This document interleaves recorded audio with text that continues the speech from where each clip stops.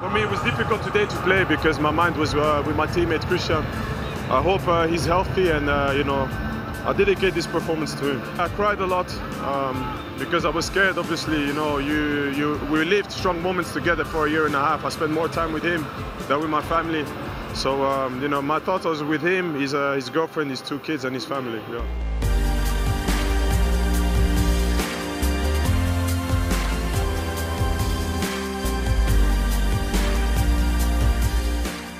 Hello à tous, ravi de vous retrouver dans la quotidienne et quelle frayeur hier lors de Danemark-Finlande après le malaise cardiaque de Christian Eriksen en plein match, le joueur de l'Inter qui a eu du mal à être ranimé mais dans un état stable après son évacuation. Il a demandé à ses coéquipiers de reprendre la rencontre, alors c'est dérisoire mais score final 1-0 pour la Finlande. Eriksen élu homme du match, Simon Kjær qui lui a porté les premiers secours est le héros de la soirée et forcément le coach danois, il était très touché.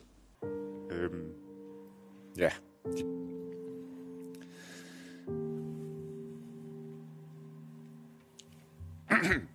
altså de tænker jo, med det samme tænkte de jo på familien, på Christians familie, med det samme. Dans toute l'Europe, la presse ce matin rend hommage à l'ancien de Tottenham. Le monde du foot était sous le choc, message de toutes les fédérations. Beau geste des Allemands qui ont affiché sa photo dans leur centre d'entraînement. Son ancien coach Mauricio Pochettino était très touché. Heung-min Son et Romelu Lukaku lui ont dédié leur but en scandant « Chris, reste fort, je t'aime ». Beaucoup d'amour, toujours. Puisqu'on parle d'un Belge, les Diables Rouges ont cartonné face à la Russie, succès 3-0 avec un doublé de l'ami Romelu, bien parti dans cet Euro. Et justement, je vous pose la question du jour, qui va terminer meilleur buteur de la compétition selon vous? Vous pensez que Romelu a un coup d'avance ou bien que notre kiki national et Kabenouévé sont aussi dans les starting blocks? Vous nous dites tout et demain, on sélectionnera 2 commentaires. Point négatif pour la Belgique, c'est la sortie sur blessure de Timothy Castagne suite à un choc avec Daler Kouziaev. Il n'a pas fait la bagarre, Castagne, et pourtant double fracture de l'orbite euro terminée pour lui. C'était vraiment pas un bon jour. Allez, on va un peu se changer les idées avec notre football vrai. Maroc-Burkina Faso en amical et le très joli but sur coup franc d'Achraf Hakimi, le joueur de l'Inter qui n'a pas manqué de le dédier à son pote Christian Eriksen en signant le numéro 24, magnifique. En Biélorussie, désolé à nos amis dont je vais écorcher le nom, énergétique BDO Minsk face au FK Gomel. Et dans les 16 mètres, Dmitry Girs nous a foutu les frissons sur cette frappe enroulée formidable. Enfin aux États-Unis, San Diego contre LA Galaxy 2, Alejandro Guido nous a claqué ce missile aux abords de la surface, incroyable. On se le remet aussi, et ouais, le football vrai, c'est pas qu'en Europe les amis.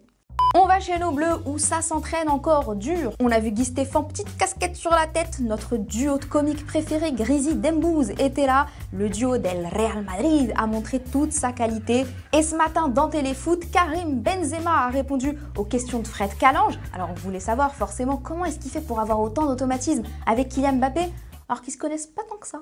Il fait partie des meilleurs, de toute façon. Et moi, j'aime beaucoup jouer avec lui. Je prends beaucoup de plaisir. Les grands joueurs, on n'a pas besoin de faire 100 matchs ensemble, je dirais, parce qu'il y a une telle facilité techniquement. C'est facile de jouer ensemble pour faire la différence, surtout contre des équipes qui jouent très bas dans leur camp. Il faut bouger. Donc voilà, pouvoir rentrer sur le terrain et montrer qu'on a envie de faire un très bon match et gagner. Je vous rappelle quand même qu'on affronte l'Allemagne mardi pour notre entrée en lice. Il est à fond Benzema et il nous l'a redit, il est prêt donc...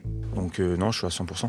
Et les coéquipiers de Timo Werner, eux pendant ce temps-là, ils étaient détendax au max. Regardez comment ils ont regardé le match de la Belgique. C'est un rassemblement ou des vacances Airbnb. En tout cas, il faut nous lâcher l'adresse les gars, bravo.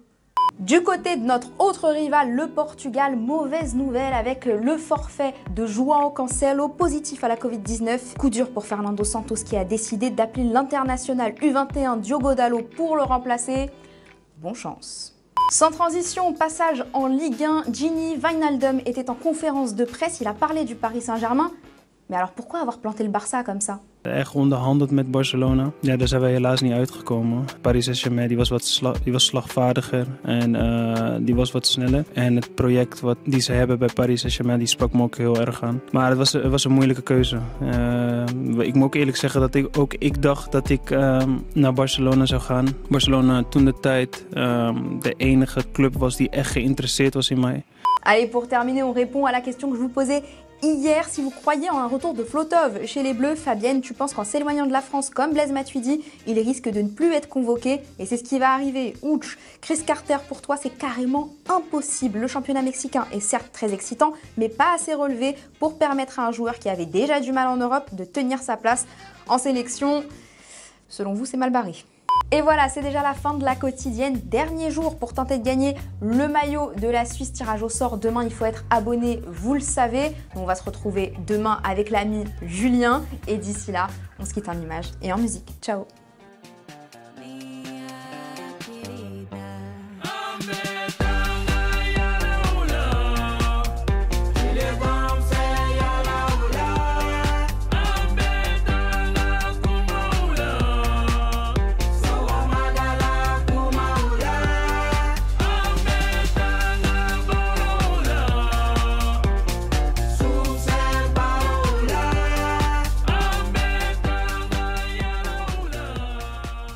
Et si tu veux en voir plus, t'as juste à cliquer ici, ouais, là, ou bien juste là. Et surtout, oublie pas de t'abonner. C'est ici et c'est gratuit.